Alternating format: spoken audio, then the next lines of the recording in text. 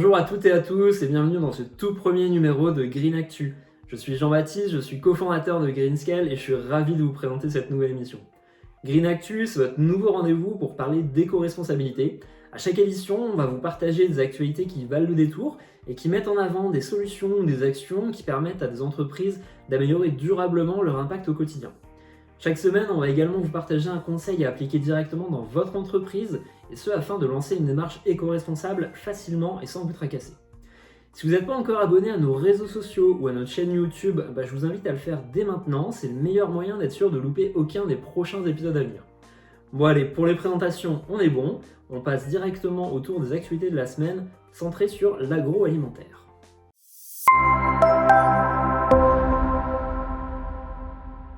Et on commence le tour des actualités de cette semaine en se rendant directement en Belgique à la découverte de l'entreprise Douits. C'est une entreprise qui a décidé de s'attaquer directement au problème des déchets engendrés par la vente à emporter et plus précisément par celui des contenants qui sont bien souvent en plastique. L'entreprise belge propose ainsi une solution alternative avec des bols, des assiettes et même des barquettes qui sont à la fois compostables mais également comestibles. Et oui, vous avez bien entendu, vous pourrez même croquer dans votre bol à salade si vous avez encore un petit creux après votre pause de midi. Cette spécificité, elle provient de la composition même des contenants qui sont fabriqués à partir de pommes de terre mais également de drèches de bière.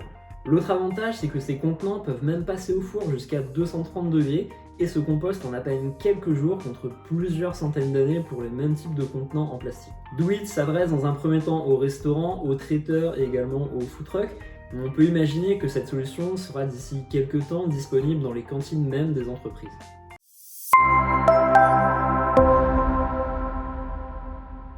Retour en France pour cette deuxième actualité qui concerne cette fois-ci l'entreprise Florette qui est installée dans les Pyrénées-Orientales. Il faut savoir que, dû à la fermeture de nombreux restaurants et une baisse globale de la demande, l'entreprise s'est retrouvée avec plus de 30 tonnes d'invendus de légumes et de fruits, notamment des salades, des concombres et des tomates, qui eux n'ont pas arrêté de pousser pendant le confinement. Afin d'éviter de devoir tout jeter à la poubelle, l'entreprise française s'est associée avec la start-up Phoenix qui est spécialisée dans la gestion des invendus alimentaires.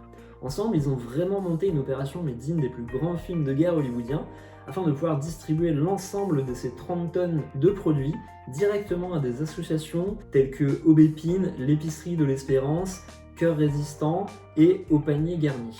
C'est une belle initiative dans une période qui est vraiment difficile pour tout le monde et qui montre que vraiment rien n'est impossible quand on trouve les bons partenaires pour nous accompagner.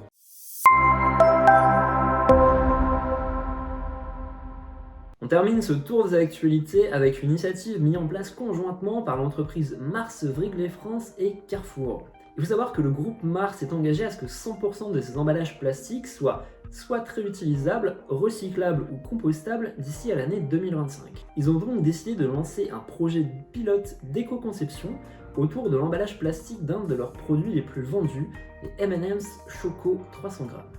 L'emballage actuel est fabriqué en multicouches avec à la fois du polyéthylène mais également du polypropylène, le rendant donc impossible à recycler.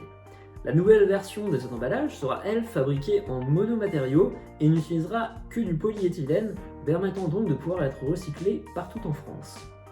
Ce projet pilote d'éco-conception est le premier du genre sur le marché européen et d'autres devraient suivre dans les mois à venir. On espère que cette démarche qui va dans le bon sens saura inspirer d'autres fabricants.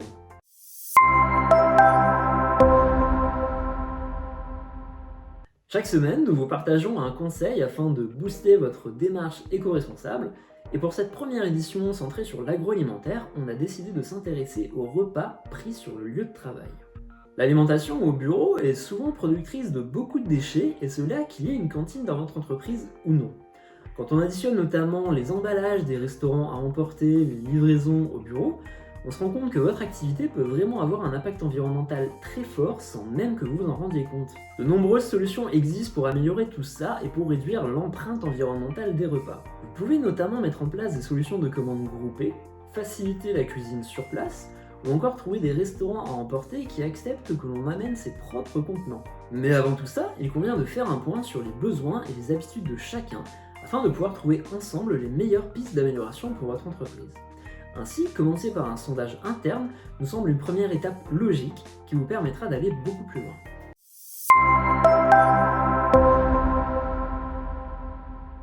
À À chaque édition, nous répondrons directement à une ou plusieurs de vos questions portant sur l'éco-responsabilité.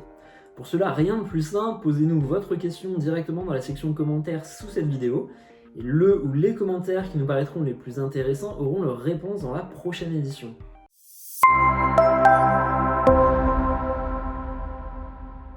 Et voilà, c'est terminé pour cette première édition de Green Actu. J'espère que ces minutes passées ensemble vous auront plu et surtout qu'elles vous auront inspiré.